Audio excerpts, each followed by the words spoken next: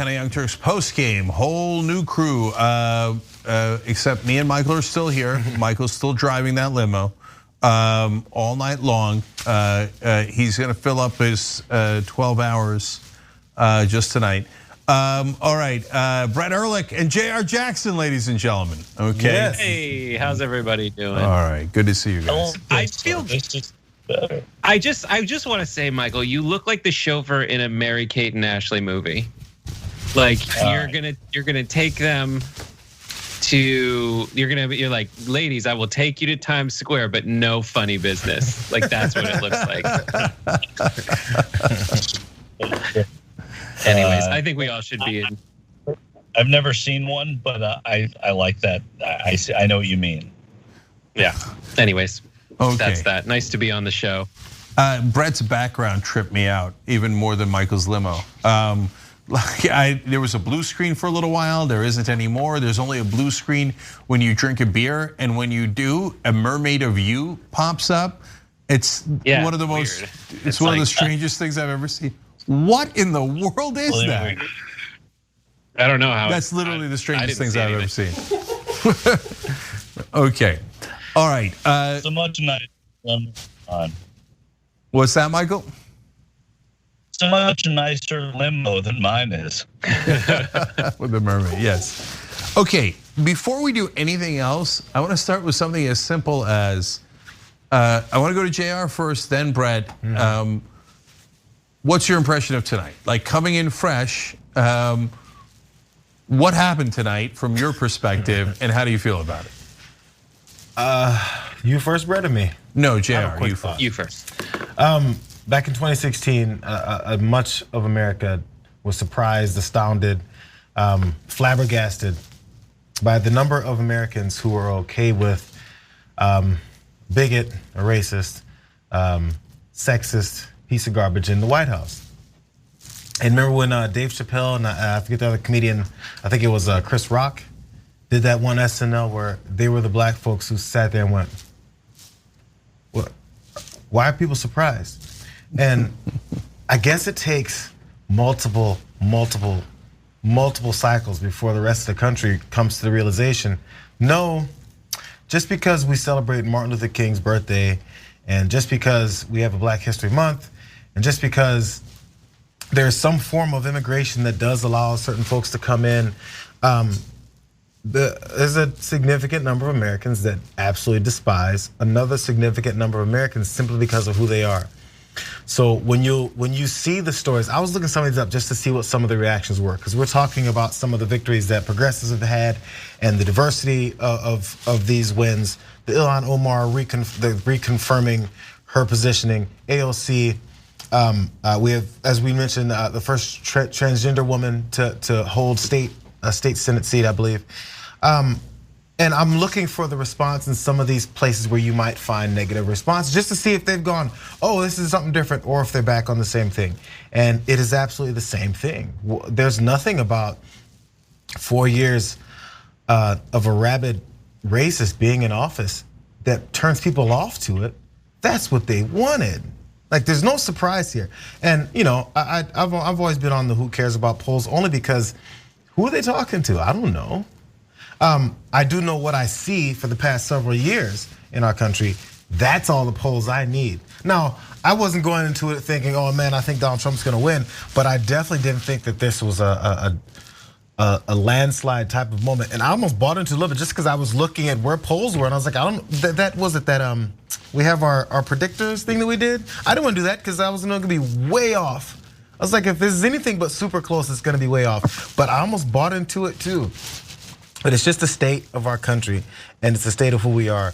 And I think you guys did mention this. It comes down to, how do you convince enough people that what's in front of them is reality and not whatever some random guy tells you. You got to get into that brain space, and I'm not sure where that is. Yeah. So guys, let me give you a couple more updates, and then I want to go to Brett.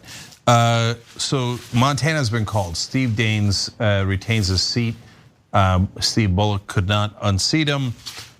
So, oh boy, Republicans holding the Senate is becoming more and more likely. So brace for impact on that. And then a couple of elections we weren't really following, but where there was some chance Democrats could win. Virginia's infamous 5th district, Bob Good, the Republican, has won, and Chip Roy, Texas 21st, has won as well. And that was Wendy Davis running against him. He seems to have won by about 6.5 points as things stand now, with 94% reporting. So we wish that one was closer, but it turns out it wasn't. Wendy Davis seems like a good candidate, but there's been a lot of losses now that she's had to endure.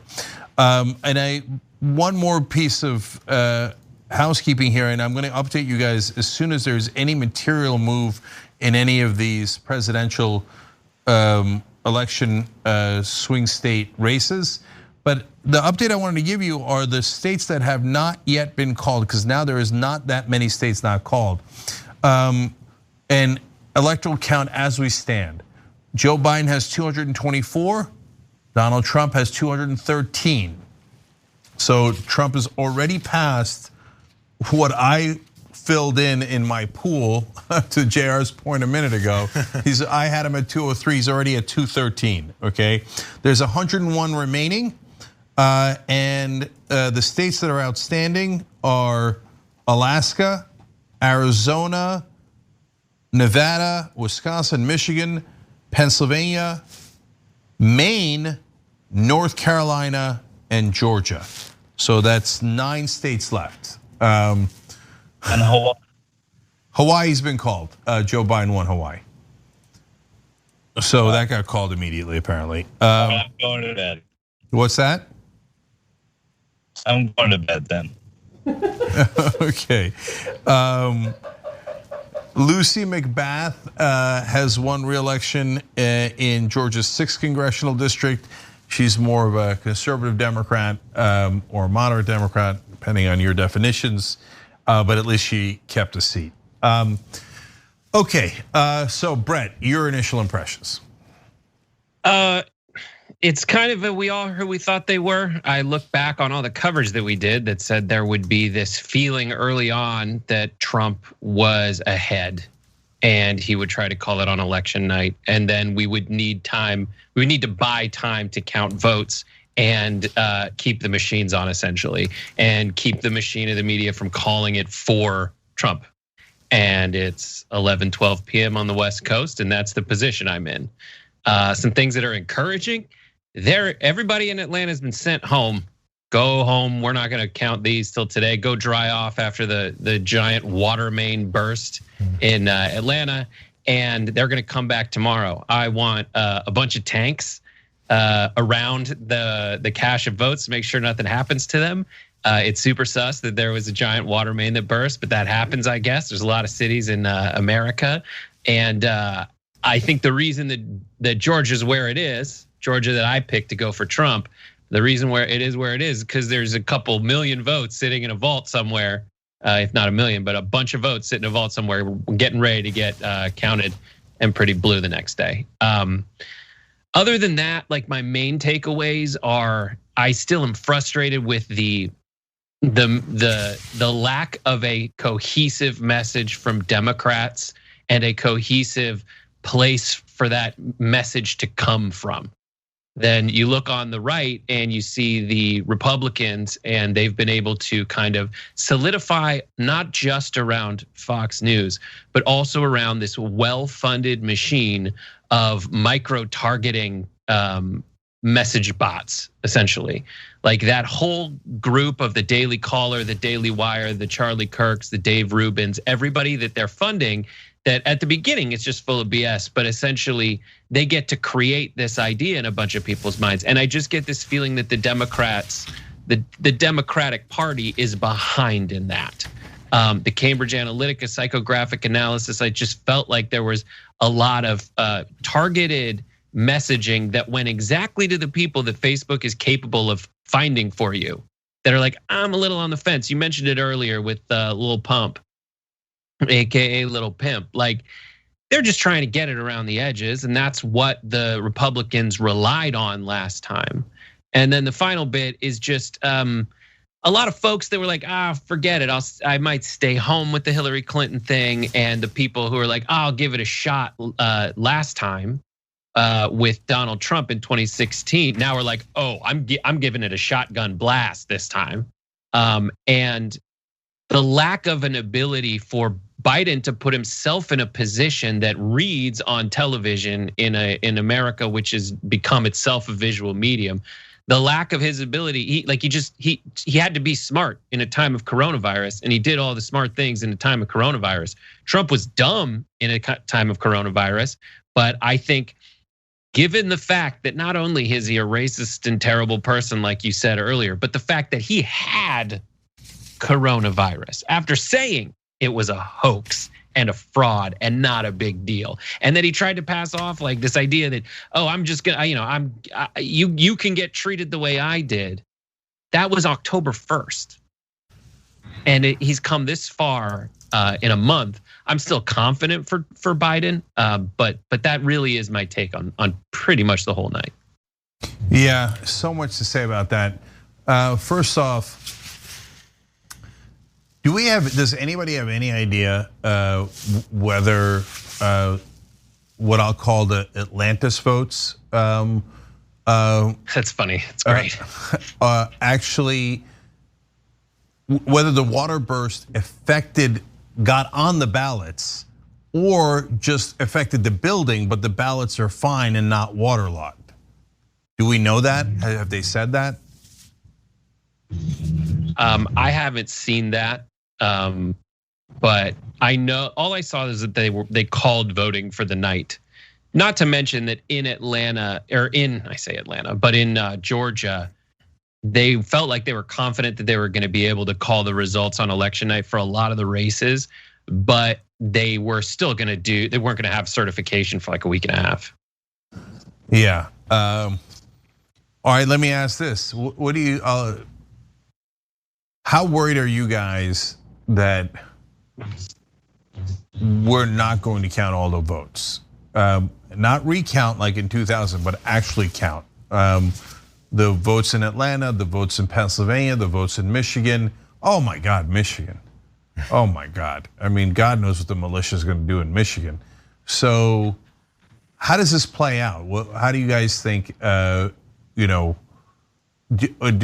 it easy? No, we're counting all the votes. We don't care what the hell Trump says, what the militia says, et cetera. Or no, we're gonna have real problems in counting these votes. Well, in a weird way, if Biden wins Michigan and Wisconsin, it may weirdly be better if he loses Pennsylvania, because he still wins the presidency, and all the doubt that has been sown on this state where I am right now wouldn't matter because the president won it. I don't mean it that way because I don't want Biden to lose Pennsylvania, and I think that the bigger the margin, the better it is. But this is the place where they have lawyered up more than any of the other states in this counting here in Pennsylvania. So if Biden can still win the presidency and lose Pennsylvania, does that not make it a little bit easier? That's totally illogical. I don't really mean it with my soul, but there's some sense of truth in it. That sounded crazy to me. I get it. I mean, no. I would agree with you if and only if Biden was trailing in the polls and somehow came out with a victory. But with Biden having Pennsylvania as compared to like the Ohio's as a steady lead in the polls, I think it's like no. The polls bared out or whatever in neighboring Midwestern like white collar towns, or white blue collar towns. I don't know what your problem is going along with like let's just count all the votes in Pennsylvania. That said, U.S. Representative Mike Kelly of Pennsylvania just filed a lawsuit in the state appellate court to block counties from allowing voters whose mail-in ballots were disqualified to vote by provisional ballot. So there's still many lawsuits getting filed, to Michael's point. I don't see that playing out that way, but I get like it would be, I understand that it'd be clean. It would just it's not as clean. And to talk about Michigan and counting it, Michigan's a frustrating state. It's one of those states where like it's gerrymandered within an inch of its life. As to my recollection, Michigan's one of the 3 states that got more people cast votes for Democrats in their state legislative elections, but more Republicans got seats in both the House and the Senate. But wouldn't you know it, they have a Democratic governor. So right, that'll all play out. But that's that's the one I'm more scared about than Philadelphia for some reason. But I still think that with Whitmer, I think they'll be able to count all the votes. Definitely, yeah, I agree with you there. You know, Brett, you know what's good for the Michigan Goose? Don't do it. I won't. I do. Give me a high five. But where on the high five do you live, Michael? Man, these Michigan jokes, you can roll with them all night long, but we won't. Thank you. Okay. You can't afford to. You're Michigan. Okay. I've heard your gross point out, and I'm done with it. Okay. So Georgette Gomez was a Just Democrat. She's lost, but don't feel bad. Too bad, at least. Feel a little bad. She lost to a fellow Democrat, Sarah Jacobs, in District 53 in California. Sarah Jacobs is, if I remember correctly, incredibly wealthy. Yay. And so, Michael, do any of you remember, is she the one whose dad is a tycoon and has been trying to buy a congressional seat for a while? Yes. No, Jacobs, what district is it, Cenk? 53. I don't know that. Okay, we'll look into it more.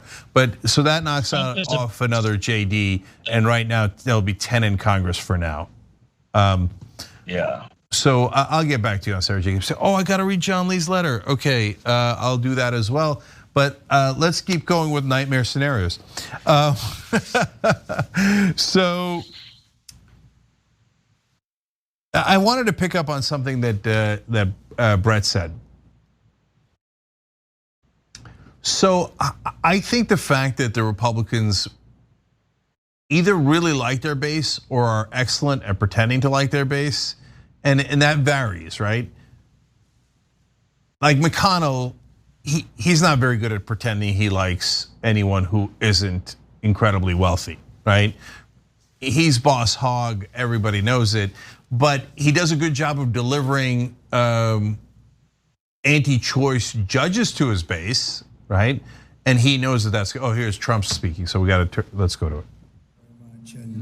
I want to thank the American people for their tremendous support. Millions and millions of people voted for us tonight.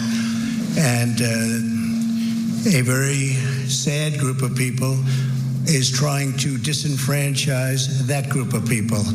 And we won't stand for it. We will not stand for it. I want to thank the First Lady, my entire family, and Vice President Pence, Mrs. Pence, for being with us all through this. And we were getting ready for a big celebration. We were winning everything, and all of a sudden it was just called off. The results tonight have been phenomenal, and we are getting ready. I mean, literally, we were just all set to get outside and just celebrate something that was so beautiful, so good, such a vote, such a success. The citizens of this country have come out in record numbers. This is a record. There's never been anything like it. To support our incredible movement, we won states that we weren't expected to win. Florida, we didn't win it. We won it by a lot.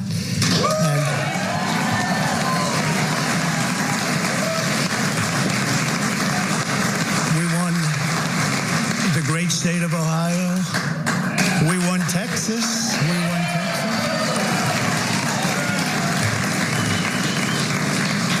We won Texas by 700,000 votes, and they don't even include it in the tabulations. It's also clear that we have won Georgia. We're up by 1.5% or 117,000 votes with only 7% left. They're never going to catch us. They can't catch us. Yeah. Likewise, we've clearly won North Carolina, where we're up 1.4% or 77,000 votes with only approximately 5% left. They can't catch us.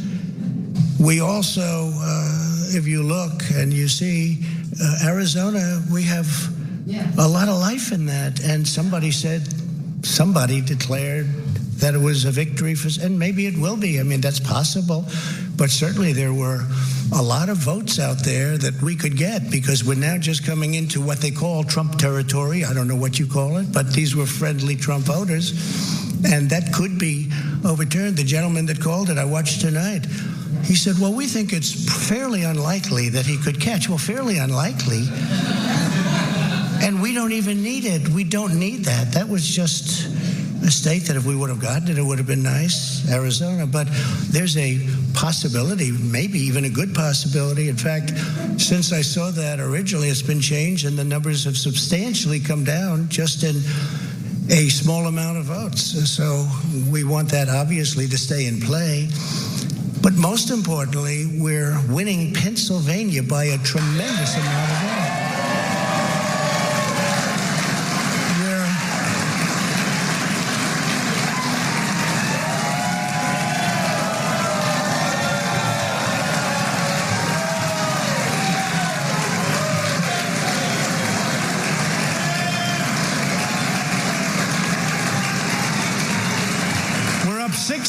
Think of this.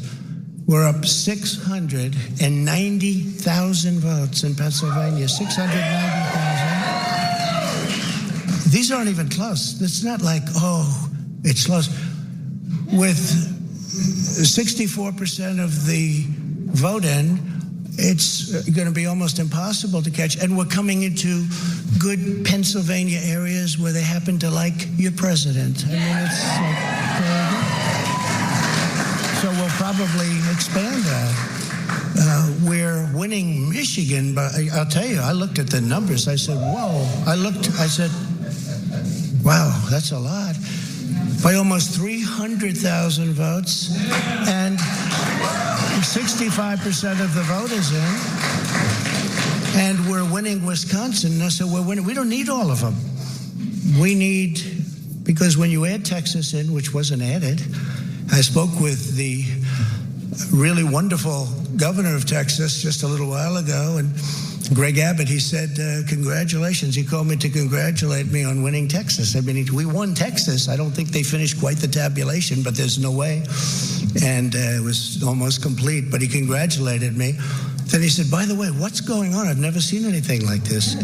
Can I tell you what? Nobody has. So we won by 107,000 votes with 81% of the vote. That's Michigan. So by when definition, you take not winning those when three there's states in 81% of the vote. particular, and you take all of the others. What does he want out of this? We have so many. We had such a big night. You just take a look at all of these states that we've won tonight, and then you take a look at the kind of margins that we've won them by, and all of a sudden, it's not like we're up 12 votes and we have 60% left. We won states, and all of a sudden, I said, what happened to the election? It's off. And we have all these announcers saying, what happened? And then they said, oh, because you know what happened? They knew they couldn't win.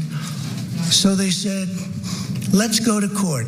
And did I predict this, Newt? Did I say this? I've been saying this from the day I heard they were going to send out tens of millions of ballots. I said exactly, because either they were going to win, or if they didn't win, they'll take us to court. So Florida was a tremendous victory, 377,000. Texas, as we said. Ohio. No match. Look at this.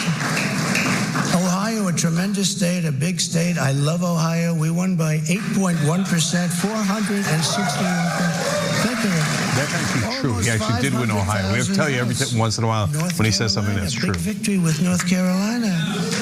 And So we won there. He can't even do the thing they are afraid he's going to do. 6,000 votes with almost nothing left.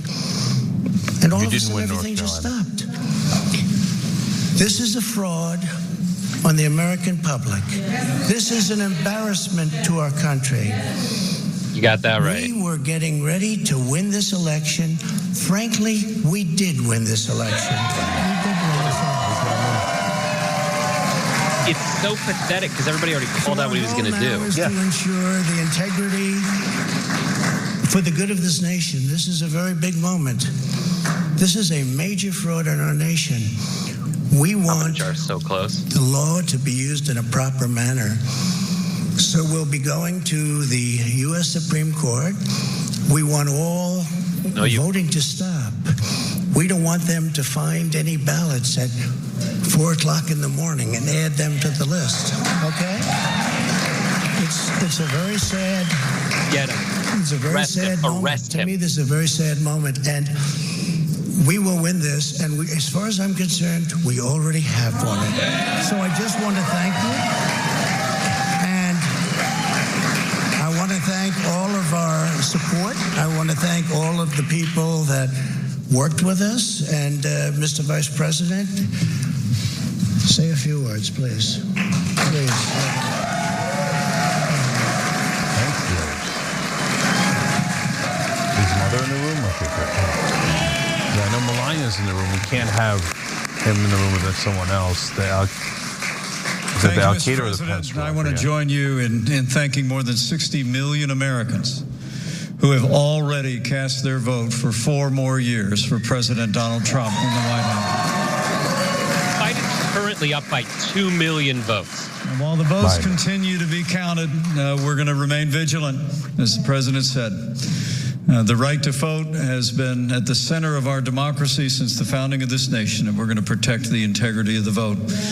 But I really believe with all of my heart, with the extraordinary margin, President, that you've inspired in the states that you just described, and the way that you launched this movement across the country to make America great again. I truly do believe, as you do, that we are on the road to victory, and we will make America great again. This guy, everyone like this is in hell. Yeah, I just figured out why they have Pence up there. I'm like, why is Trump sharing the stage with Pence? He hates sharing the stage. You guys want to know why? Because he has.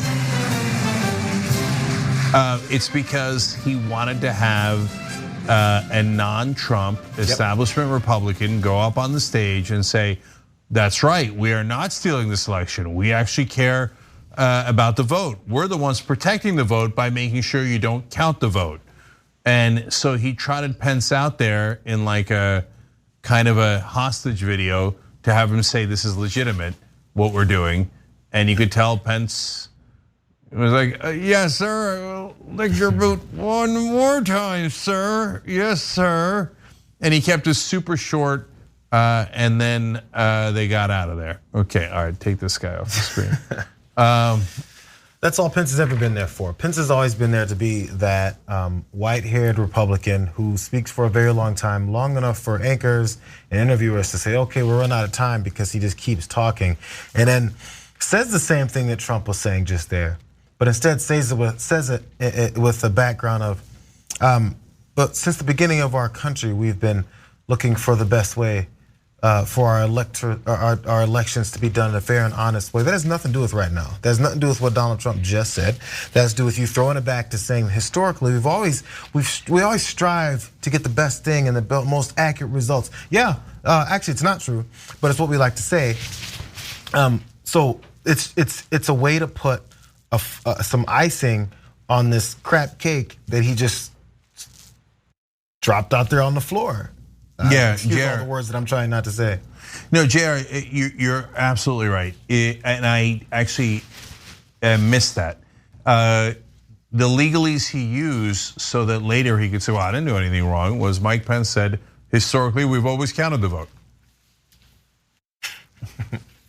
And respect, he didn't even say count, I think he said respected the vote, right? So later he could say, well, I didn't say that we were not gonna count.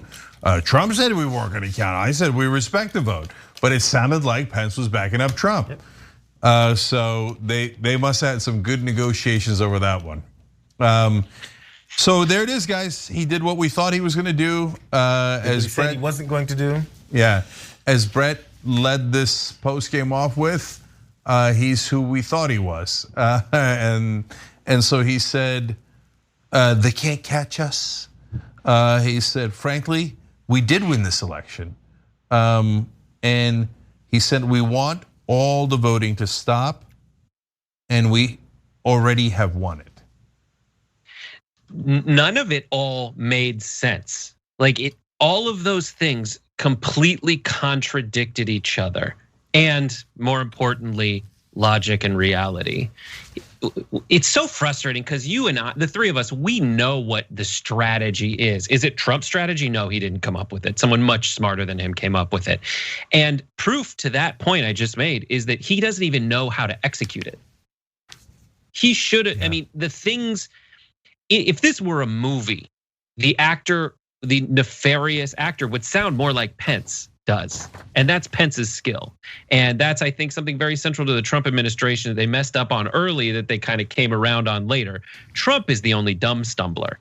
At the beginning, they had a bunch of other dumb stumblers. They had Sean Spicer, who you could tell was bad at this.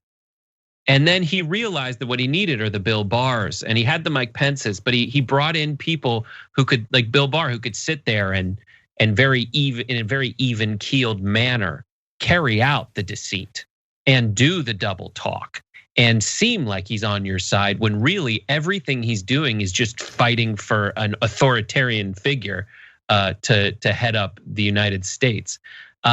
When Trump comes out there and what he's trying to say is, listen, it's very strange that at the last minute the vote tabulation went completely haywire. We're going to get to the bottom of this. We're going to get our lawyers on it, and we're going to find out exactly what happened. But instead, he said things like, originally when we started counting, we were way up, and then we counted more votes, and we were less up, and we're way down, and we don't have all the vote. And he said he poked all the holes in his own argument.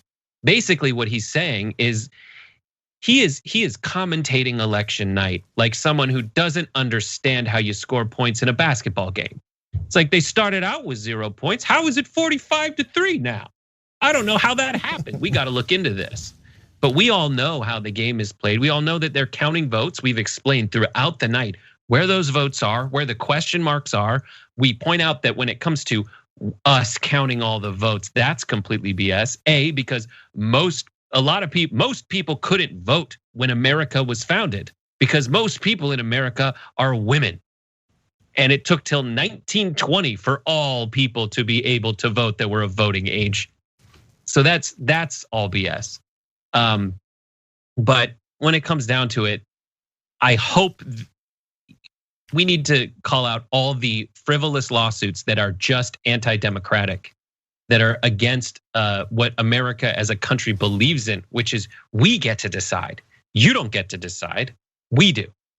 Yeah, well, to your point, Brett, about not knowing the talking points, I mean, who's gonna teach it to him? What, are you gonna write it down? He's not gonna read it if you write it down. And so maybe they drew a cartoon, but how did he fumble the court one? He said, I told you they'd be going to the courts, Newt. Didn't I say they'd be going to the courts? I knew it. And I'll tell you, this is an outrage. We're going straight to the Supreme Court. Yeah. Wait, what? You just like a minute ago said the Democrats are terrible for going to the courts. And then you turn around and said, I'm going to the courts. So look, guys, that's another thing that's dispiriting. I mean, as the night goes on, and on and on. It's hard not to get depressed about the state of the country because this is not 2016 where, well, maybe some people or maybe even weirdly a lot of people missed who Donald Trump was. Now at this point, we know exactly who this sumbitch is. And not only did he win in some places, he had coattails in some places. Now, at the end of the day, we think the numbers look like he's going to lose the election, and there's a lot of scenarios where he loses, and basically like only one scenario where he wins, and that's so he's got, like I've been saying all along, he's got a sweep. So, but that's not the issue. The issue is that there's two issues. One is the long-term issue of how could I don't know what the number is going to be. I don't even currently know what it is. Brent, maybe you do, or Jayar, you do. But it like 43, 45% of the country, whatever it is for the popular vote. How could 45%? Right now, yeah, it's for the popular vote is 49.8% Biden, 48.5% Trump. How could 48% of the, put aside the racism, put aside everything else? We don't, but let's put it aside for a second. How could 48% of the country see this moron day in and day out? I can't believe they're going to the courts. I'm going to the courts. And go, yeah, that's my guy. I'm with dummy. I mean, you guys saw before the election all the Trump flags on the cars. I'm sorry, but I literally told my kids, yeah, those flags mean I'm with dummy. And by the way, don't go anywhere near them. They're dangerous. They're not dangerous because of potential violence, although that's also true. They're dangerous because they're detached from reality. They think, yeah, me no like Democrats go to courts. Go to courts is bad. Me love Trump go to courts. Go to courts is good. 48.5% of the country is that dumb. Well, that's just in us voting now. Now that 48%, 48.5% of the country has, at least tonight, gone along with whatever he's previously said. Now, not that I think this will happen this way, but now that we've had the speech come out that he denied he would give, the one that was previewed beforehand on multiple publications to point out this is the plan. Because let's keep it real. Pollsters work for campaigns. They pay a lot of money. In fact, the Trump campaign paid much more money in this cycle for the internal pollsters than the Biden campaign has. So you think they didn't know all the possibilities? That's what they're paid to do. That's what you pay them tens of millions of dollars for, to make sure that they know all the possibilities, that you have the correct messaging on election night. This is their only correct messaging at this point. So they're looking at the way that things are leaning. They're looking at how the election seems to be going. They're looking at everything that we know, that we're talking about tonight, they know as well. They know the number of votes that are still yet to be counted in Pennsylvania. They know where things are leaning. They know that they've already lost Arizona, that he decided to point out and say maybe they still have a chance there too. They know all these things. And they said, this is our one card that we can play, and we have to play it right now. If we play it any later, it's gonna be too late. If we played it too soon, then we're not close enough. We don't have those numbers the way we needed them. All this was planned. It's just a matter of whether or not enough people will continue to buy it, or at least give it enough legitimacy. I'm looking at Fox News website right now. Headline: Trump claims victory despite undecided states, hence the SCOTUS action. And then quotes, we won. But it's not just that he claimed victory. Like Joe Biden came out and said, we look good right now. That's not we won, stop counting. That's, I think we look good now. By the way, that's factual, right? But Trump didn't just say we look good, and he didn't just say we won. He said, quote, we want all the voting to stop. Yep. Okay, now first of all, what does that mean? That's already inexact and not the way they probably drew it up, right? So if he wanted to obfuscate, what he should have done is said, look, it's so important, as Penn said, it's so important that the vote is paramount and sacrosanct in America. And I love that all these people voted and we've counted those votes. And I really want to make sure that there's no fraud here and that they don't count any votes that aren't real or that aren't legal, et cetera, right? And then you go in and try to make sure you eliminate all the votes that are actually legal to try to win. That's how a sophisticated robbery goes on, right? But he's not sophisticated. He comes out and says, we want all voting to stop. Of course you do, you're in the lead. Yeah. There's an episode of The Office where Michael, they go up by 2 points, he notices it, and then he fakes an injury and calls the game. I guess that's it, you guys are working on weekends. That's what just happened. 100%. But is he winning? No. I mean, right now. No, they haven't been called. No, Jayar. They haven't been called. Jayar. Well, if you look right now, I'm looking at the battleground states on on the show on my website here, and it says that Minnesota, yes, Trump's down, but North Carolina, Trump's up 1.4, 95%. Georgia, he's up by 3. Michigan, he's up by 8. Pennsylvania, he's up by 13, and Wisconsin, he's up by 4. He's winning. That's it. It's over. It's nighttime. I'm sleepy. Aren't you sleepy? Let's just go to sleep. Everyone, please go to sleep so I can steal this thing while you're asleep. Yeah, and what is really your level of confidence? Yeah, go ahead. It's really not much more sophisticated than that. So with 68% of the vote reporting, it's like playing, it will continue with the sports analogy. It's like playing 68% of a football game, and then one side comes out and goes, well, okay, now let's all stop playing football, which is almost exactly the equivalent of what Trump said. And the other team and the refs and the crowd has to be like, wait, what do you mean? There's like 3 minutes left in the third quarter. There's a whole fourth quarter. We have to finish the third. What do you mean, let's stop playing football? Like, yeah, no, I'm the winner. Let's stop. And then they just walk off the field. What do you do with that? I mean, what do you do with a lunatic who says things like that? And I'll tell you what 48.5% of the country is gonna do. Goddamn right. That's right, man. Once you're up, you stop counting. That's true. That's how all dictators, democracies do it. Yeah. That's not a thing where you stop counting at 68%. But now apparently it is, and soon half the country will believe, of course, in a democracy, you definitely don't count all the votes. Now, of the people that have gone to sleep, are they gonna wake up tomorrow to the headline that should dominate every website, every publication, newspaper? Donald Trump, stop counting. Stop counting. That's all it should say in big, bold words, the top of every page. Donald Trump, stop counting votes. Donald Trump, listen, let's stop this election now. By the way, he said it on Twitter too.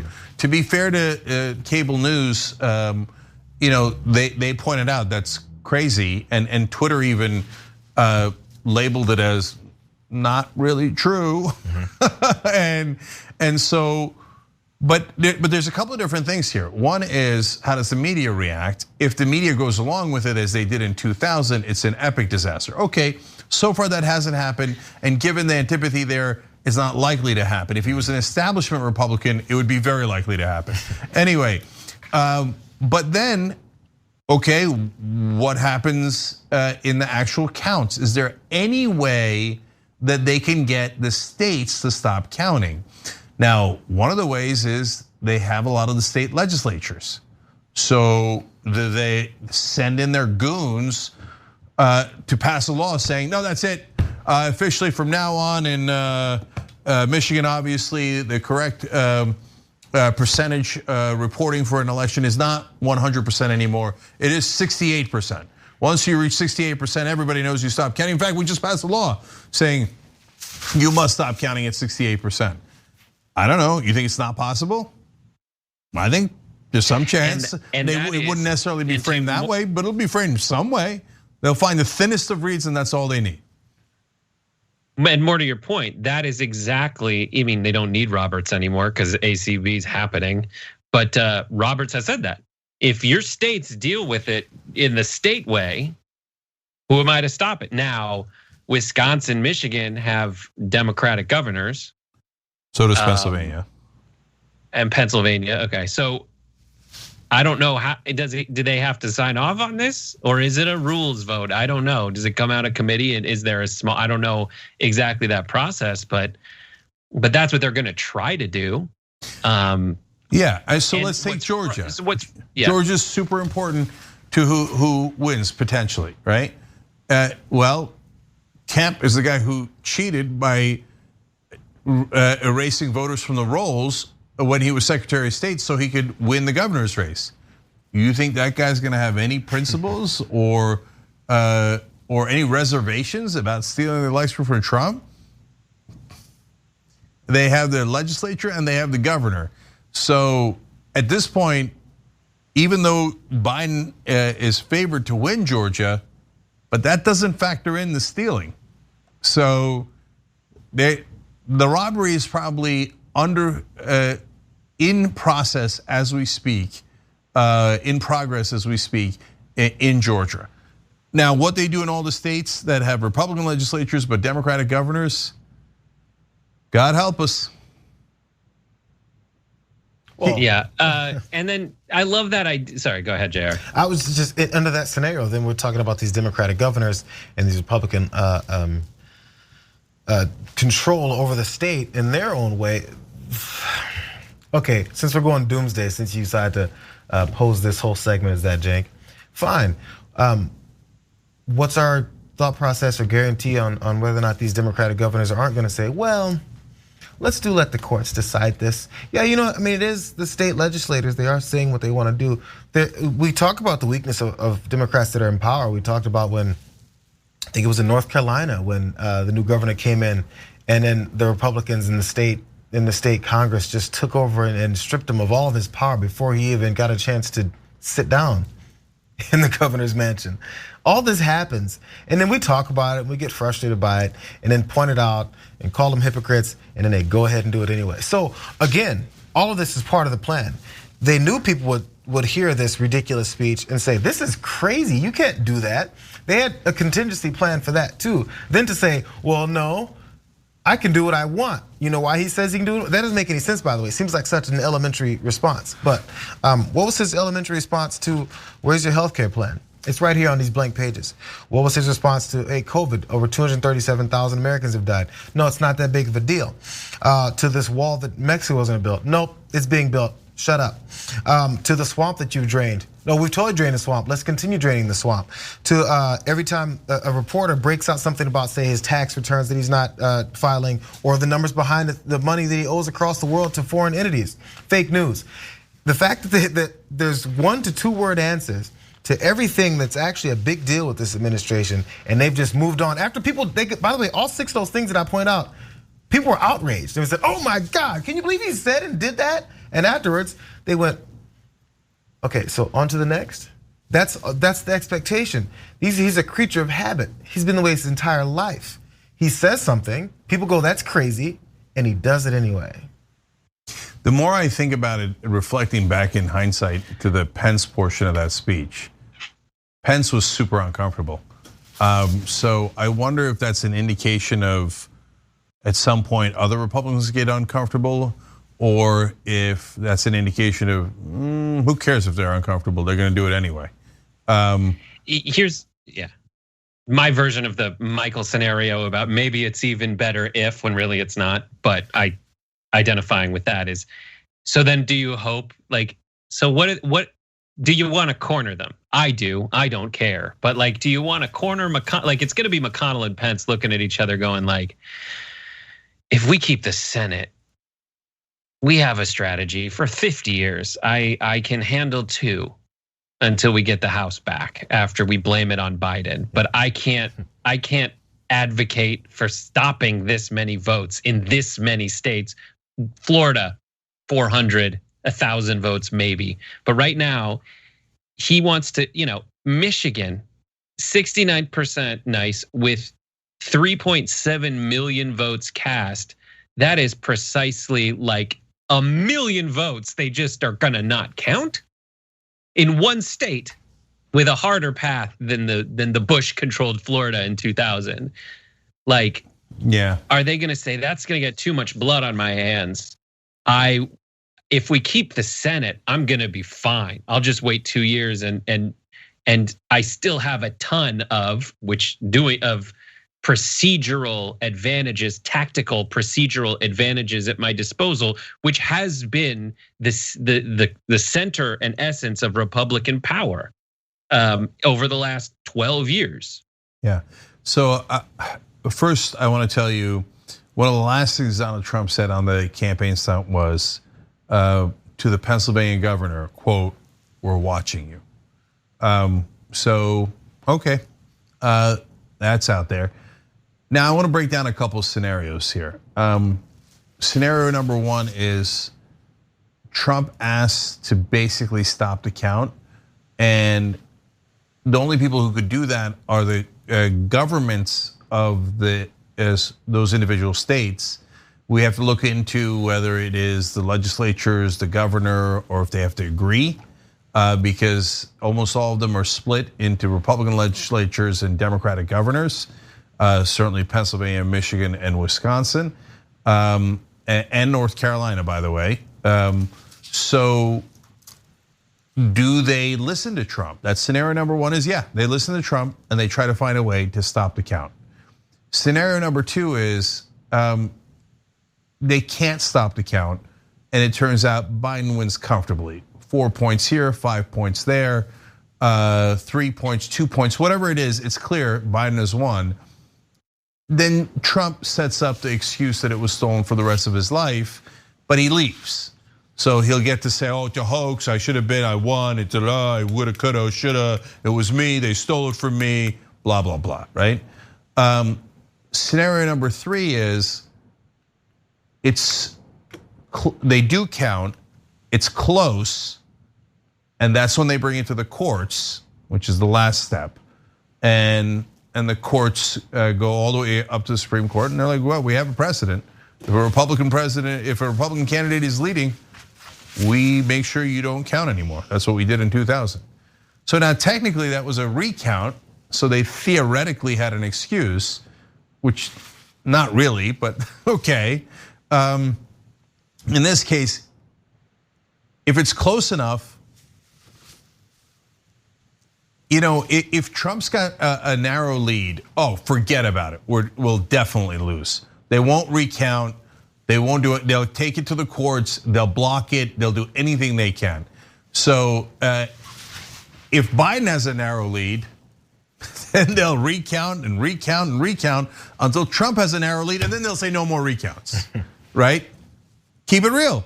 So now we have to cross our fingers and hope that Wisconsin, Michigan, Pennsylvania, Arizona, and Georgia are not that close, so that they can't keep recounting until Trump has a lead in whichever state and then stop recounting at that point. Want some more headlines? Yeah. I just figure I want to see where this is going to go, because this is how it'll be assisted. This is the process. So Steve Peoples on Twitter, he's the chief political reporter for the Associated Press. Washington, AP, it's very official. Trump touts wins in key states, says he will fight election in Supreme Court. Usually when you tout a win, you have to have it. So Tom Brady cannot tout the touchdown pass in the fourth quarter to Rob Gronkowski in the corner of the end zone to win the game, because it hasn't happened yet. He can hope, he can plan for it, he can scheme to make it happen.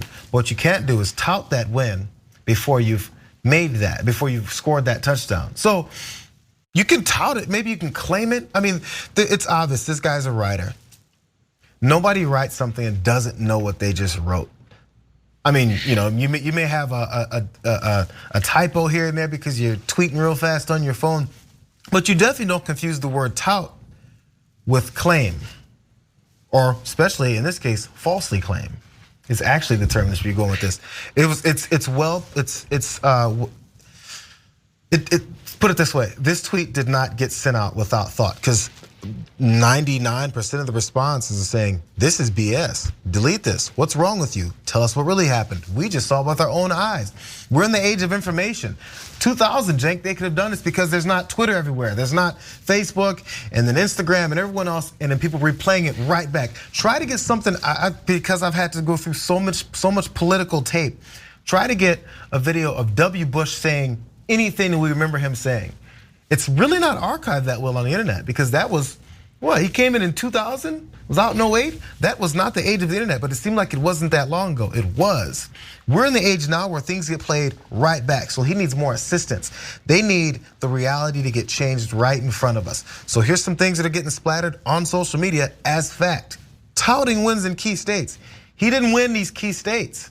There's no winning when it's not over. None of that has to get said though. And then the call is in from the AP now, not just Fox, but Biden wins Arizona. That's actually great. Right after his speech. Okay, great. Right after his speech, the AP's like, all right, fine, we'll just call it then. All right, listen, guys. I mean, that's not how they do it. They look at the actual numbers, like the Fox guy you were talking about earlier. Yeah, but of course that was part of the timing I was mentioning. He wants to get ahead enough, and then maybe it was a little too close. You have to do it at the right time. Sorry. Okay, so first of all, Biden winning Arizona, this thing's almost done. Okay, in my mind, I had compartmentalized it as No, Fox News doesn't count. Even though it's on our side, I still don't trust them enough. I'd be happy to get the win, but I actually want it to be a real win. I don't want it overturned. I don't want any of that nonsense, right? So, I mean, look at how different we are than the other side. My God, if MSNBC called Pennsylvania for Trump, do you think he'd be like, nah, I don't know, it's MSNBC. Well, let me get another source here that confirms my win. No way, obviously, right?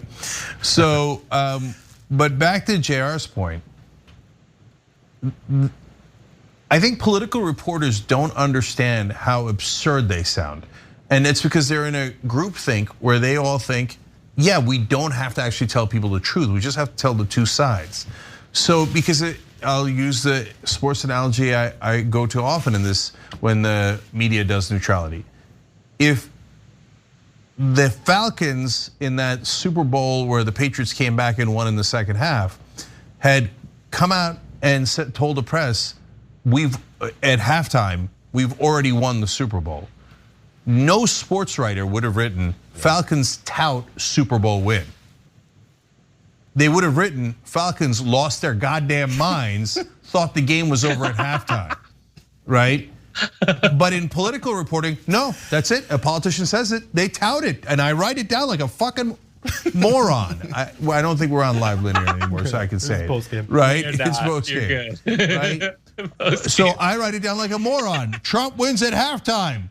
Or no, not to be fair, not Trump wins. Trump says he wins at halftime. Congratulations to Trump. Oh, for God's sake. Right? So our media when it comes to politics is totally broken. Look, we got to take a quick break here. But I know it's a post game. We don't normally take breaks, but we also don't normally do a 2-hour post game. Okay, so we're gonna take a really short break here. When I come back, I want to tell you what the Arizona win means for the rest of the electoral map. And so we're almost home now, guys. Okay, and I'll break it down for you when we come back. Thanks for listening to the full episode of The Young Turks. Support our work, listen ad-free, access members-only bonus content, and more by subscribing to Apple Podcasts at apple.co/TYT. I'm your host, Cenk Uygur, and I'll see you soon.